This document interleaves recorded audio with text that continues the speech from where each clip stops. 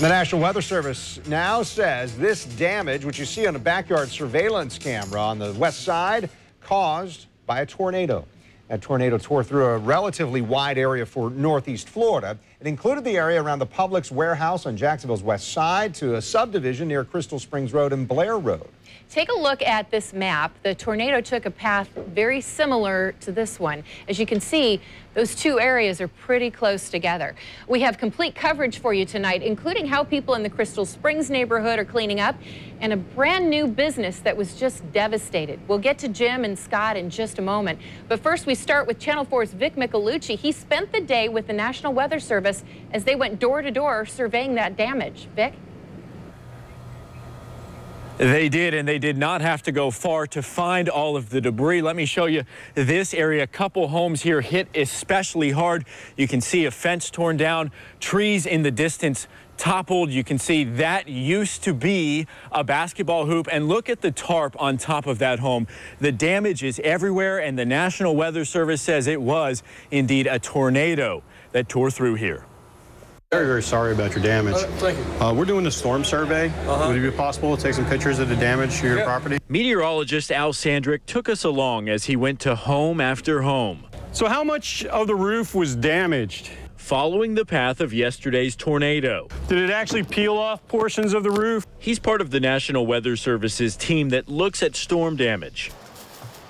And he had plenty to see today, especially in the Crystal Springs neighborhood. It's pretty typical tornado damage for a tropical cyclone. He says this time it appears people were well prepared.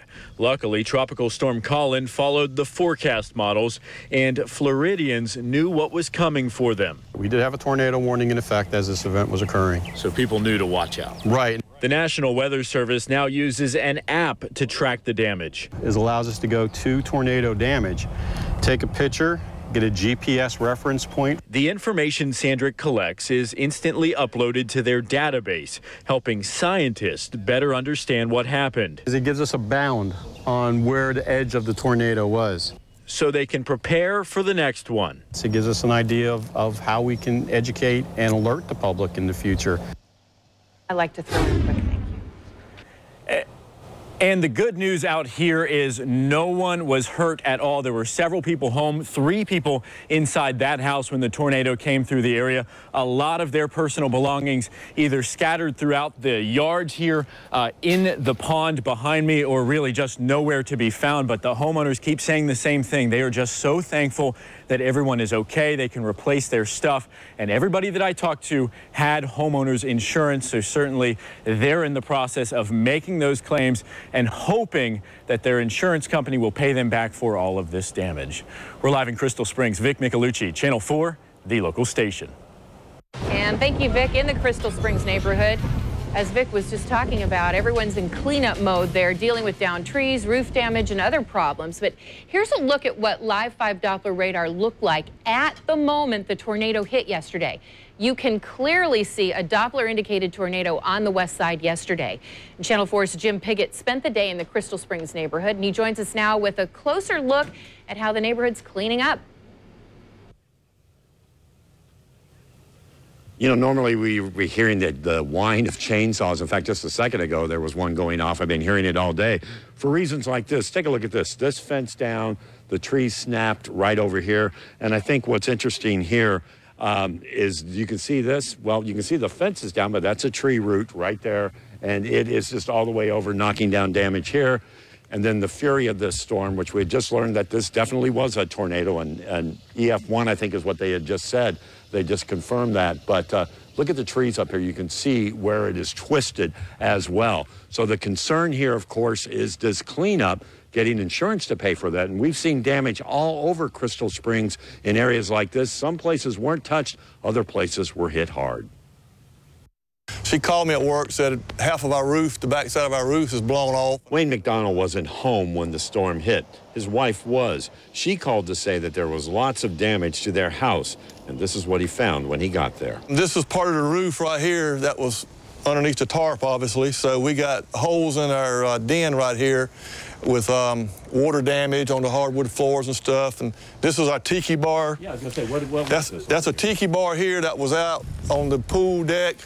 which got moved over, the force winds, and then the top, it had palm fronds on it and everything, and it's gone. We don't know where it's at. It's no surprise that items are missing. Wayne got this video from his neighbor's surveillance system that shows what took place right outside his door. Are you surprised that that short amount of time all of this happened? Yeah, about 30 seconds, 20 to 30 seconds, all this happened just like that.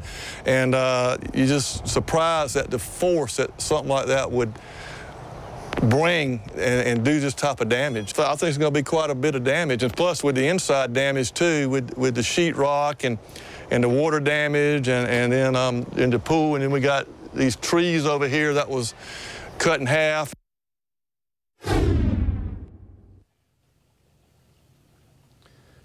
Damage all over town, and a couple of things to note.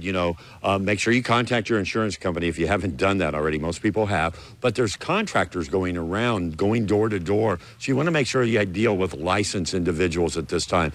Ask to see that and check on those licenses, either with the state or the Better Business Bureau, because it's important, because there's a lot of work that's going to be done and a lot of cleanup that still has to take place. We're live on the west side. Jim Piggott, Channel 4, the local station. Thank you, Jim. Oh, what a difference a storm can make, right? Hours before Tropical Storm Colin really started hitting Jacksonville, we profiled a new business here on Channel 4. Hours later, we learned the storm had devastated what was an up-and-coming baking business. Channel 4 Scott Johnson is joining us live from the neighborhood where this in-home business operates in the Lake Shore area. Well, Kent, they were trying to get from in-home to out of the home to an actual business location. Could be tough now. I'm in that Lakeshore neighborhood. The power company just arrived. They're trying to restore power here, fix some power lines that have been down the entire day. And this business, which operates out of their home using a family van, well, now they don't have that option anymore. We do separate events. We also do weddings. So I make wedding cakes and he DJs weddings. So, it's kind of like a one-stop shop for brides. We heard the owners of the Sweet Spot on River City Live just after 10 yesterday morning. Hours later, Colin's fury wound up in Jacksonville, tearing into this Lakeshore neighborhood as well as the business we had just told you about. Hang it in there. Hang it in there. I think the shock is wearing off. The tears have been coming all morning. It just sounded like a freight train. It just came through so fast. You heard this big whirlwind.